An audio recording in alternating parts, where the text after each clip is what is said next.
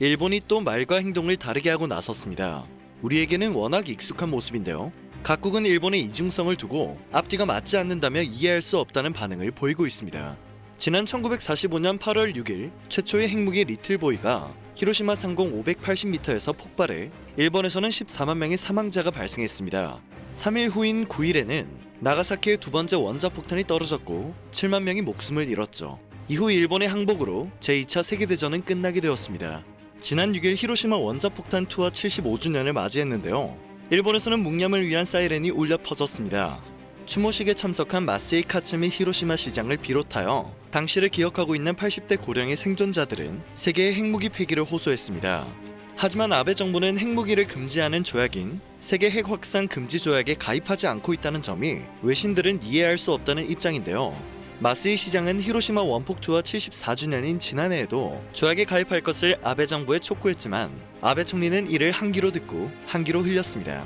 정부가 생존자나 희생자 유가족에 대한 지원을 외면하고 핵무기 반대에도 전혀 귀를 기울이지 않는다면서 추모비에 새겨진 "우리는 다시는 그런 실수를 저지르지 않을 것이다" 라는 글귀를 다시 한번 상기시켜야 한다고 목소리를 냈습니다. 비핵화 지지국들이 자신들을 도와 일본 정부의 조약 가입 압력을 넣어줬으면 좋겠다는 의견을 밝히기도 했습니다.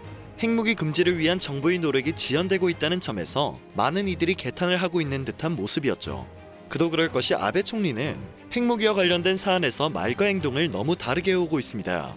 아베 정부는 말로는 줄곧 비핵화에 대한 내용을 언급하고 있는데요. 막상 지난 2017년 채택된 유엔의 핵무기 금지 조약 가입은 거절했습니다. 원폭 생존자나 평화단체의 시선에서 일본 정부의 이러한 행동은 위선으로 보일 수밖에 없지 않을까 싶습니다. 일본 정부는 자국이 세계에서 유일한 원자폭탄 피해국임을 내세우며 핵무기 없는 세상을 만들겠다고 강조하는 모습을 종종 보입니다. 피해에 대해서는 끊임없는 생색을 내고 있으면서 정작 핵무기 없는 세상을 만들겠다는 말을 책임지는 일말의 노력은 전혀 찾아볼 수 없는 상황이죠. 75주년 희생자 추모식에는 아베 총리도 참석을 했는데요. 아니나 다를까 또 말로만 핵무기 없는 세계를 실현하고 싶다는 발언을 전했습니다. 히로시마 시장과 생존자들 앞에서 뻔뻔하고 꿋꿋하게 또다시 말과 행동을 다르게 뱉은 것이죠. 아베 총리는 히로시마 나가사키에서 벌어진 참화와 그로 인해 생긴 사람들의 고통이 다시는 반복되어서는 안 된다고 말하며 핵무기 없는 세계의 실현을 향한 국제사회의 노력을 한 걸음씩 전진시키는 것이 일본의 변함없는 사명이라고 말했습니다. 이어 일본은 비핵3원 측을 견지하면서 입장이 다른 나라들의 중개 역할을 하고 있으며 핵무기 없는 세계의 실현을 향한 국제사회의 대응을 리드하겠다는 말을 덧붙이기도 했습니다.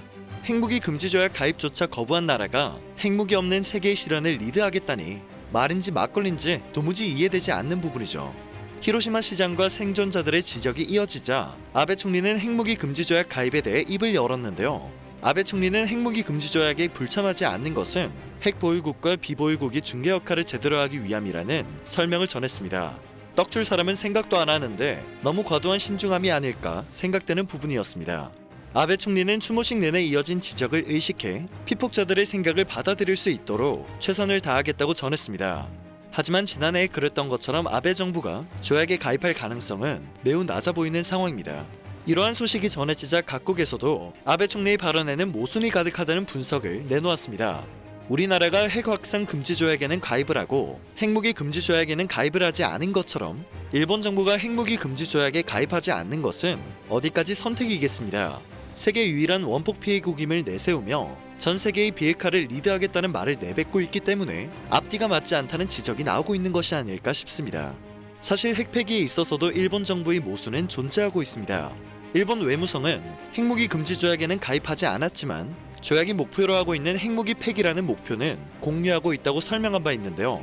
뒤돌아서는 북한과 같이 핵무기 사용을 시사하는 상대에 대해서는 통상적인 무기만으로 억지 효과를 내는 것은 어렵기 때문에 핵무기를 보유한 미국과의 동맹 아래서 억제력을 유지하는 것이 필요하다는 입장을 밝히고 있습니다.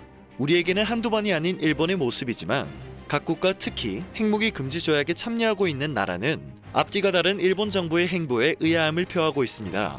적어도 국제사회에서는 언행일치를 하려는 노력을 보여야 하지 않을까요? 창피해서라도 말입니다. 어쨌든 일본은 이러한 책임감 없는 행동들이 결국 자국의 이미지와 신뢰를 깎아먹는다는 점을 알아야 할 것입니다. 오늘 전해드릴 소식은 여기까지입니다. 마지막까지 봐주셔서 정말 감사드립니다. 전 세계의 소식들을 이해하기 쉽게 알려드리는 로버튜브 되겠습니다.